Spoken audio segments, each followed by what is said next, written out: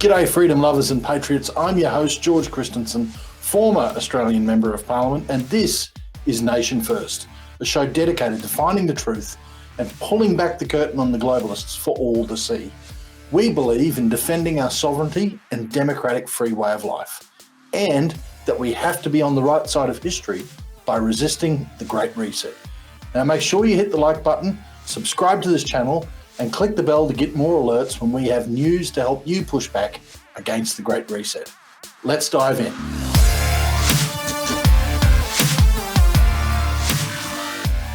The topic today is one you're going to want to buckle up for. We're discussing one of the most dystopian ideas to actually be pushed by the globalist elite, transhumanism. This is the agenda to remake us as humans 2.0. The World Economic Forum might label it as the fourth industrial revolution, but we're here today to tell you the truth about what their intentions actually are. If you've been around for the last few episodes of Nation First, you're well aware that we're covering a range of topics, all revolving around the Great Reset, or as the so-called elite call it, a more equitable reality. Well, a key part of the World Economic Forum's Great Reset agenda is this push for transhumanism, or what they call human enhancement. What they mean by that term is a fusion of human beings with technology, a concept that seems straight out of some dystopian science fiction movie.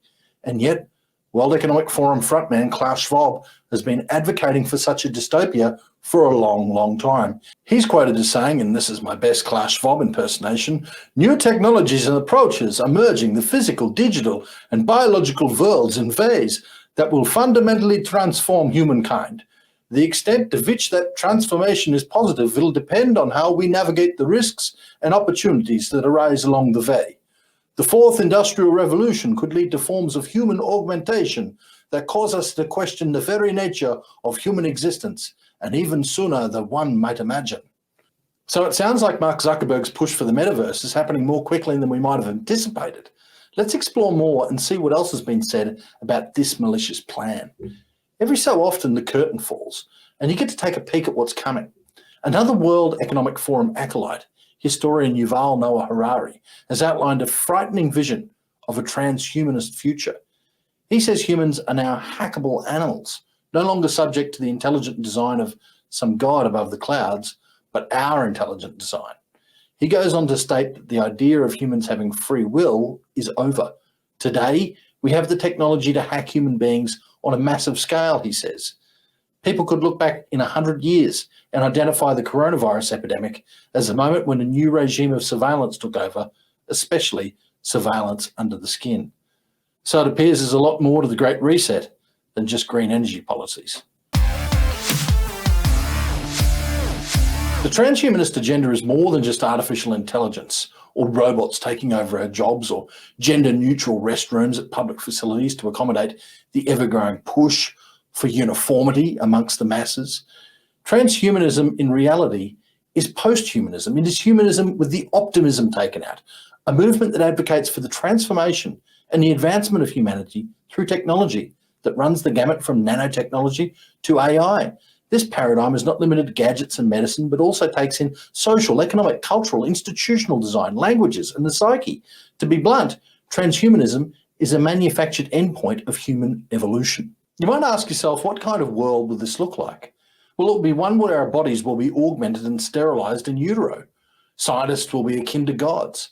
Science will be worshipped and scientific edicts treated like scripture. And to blaspheme, you might be actually burnt at the proverbial stake. Climate change, anyone? The bureaucrats and politicians will be the priests for this new state religion of scientism. They will turn scientific edicts into law, laws that you will have to abide by, or else. Divinity, and by that I mean the soul, is something that will be exorcised out of humanity.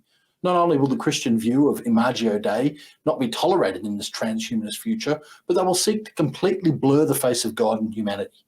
And we know the more you separate yourself from the divine, the less human you actually become. That's why I say transhumanism is post-humanism. We've already seen small glimpses of this transhumanism occurring over the last 100 years.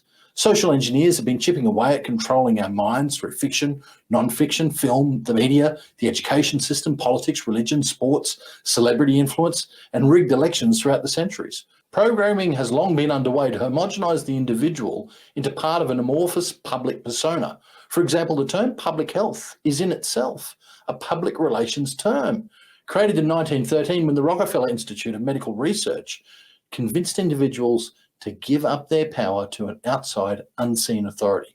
Public health dilutes the power of individuals. It certainly did when it came to bodily autonomy during the pandemic. The fact is that an individual is real, but the public, well, that's just a concept. Public opinion, public safety, public body, public perception, they're all myths that have been created and used to justify transfer of power to a higher authority. But there actually is no higher authority. There is no actual power in a group. Each human being is born an individual. There is only individual perception, individual opinion, individual bodies, and individual safety. Once you're convinced to do things for the good of the public, you lose your identity. As I said, it already began with the so-called pandemic. Take the jab to protect the public. Next, it will be implant a tracking microchip for public safety. Perhaps a public health campaign against dementia. Merge yourself with a machine to enhance your memory. Or again, for public health, take nanochip pharmaceutical drugs to ensure compliance. Agree to checkpoints and domestic passports, again for public safety. Whatever the case, you lose your individual identity. You're now part of the blob. And how do you measure the success of the public? Has a nation ever become stronger as a result of handing over total sovereignty to an outside foreign force? If not, why should an individual do it?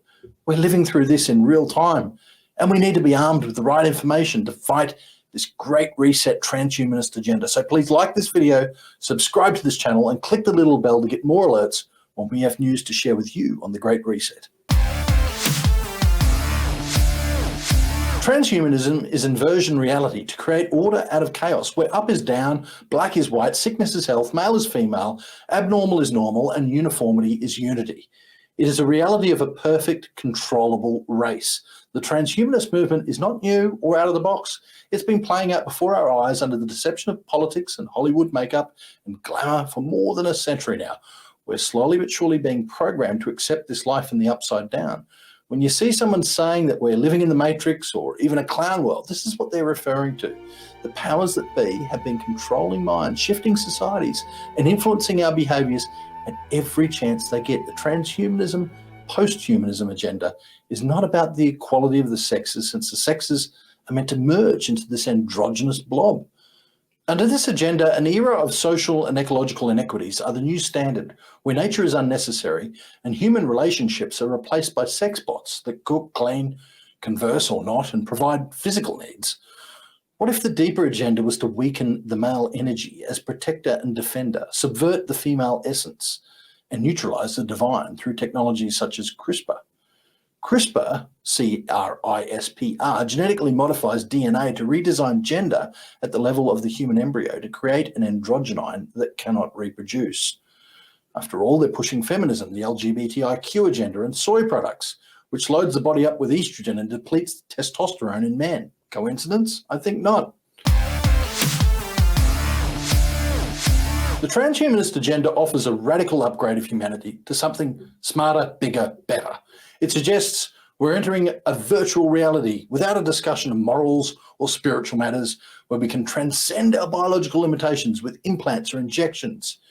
In agreeing to this agenda, we need to know the consequences of our actions instead of rushing headlong off a cliff. What are the risks? Were the risks knowable when corporations introduced a new technology that promised to feed the world with genetically modified foods or connect the world through electromagnetic frequencies? Now that GMO foods are not enough to feed the world, the message has shifted to taking a shot in the arm to feed the world. Yeah, you've seen it before, or you might have. Maybe you didn't register it. A pharmacy chain in the United States is touting that for every flu shot given at our pharmacy, we'll donate a meal to Feeding America. For a customer and a patient of our pharmacies, it really is simple. They'll be able to walk into our pharmacies, receive a shot, and automatically the food pantry is going to get that donation. Everything seems to be connecting to this agenda at play.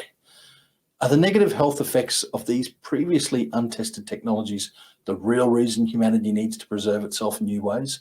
Or are GMO foods and other medical treatments we can't spell out on YouTube just part of the agenda to bioengineer humans to prevent procreation? Will babies be made to order to maintain order? They will convince you to go along with all of this in the same way they convinced humanity to go along with everything else. Fear. Fear of death. Fear of disease. Fear of crime.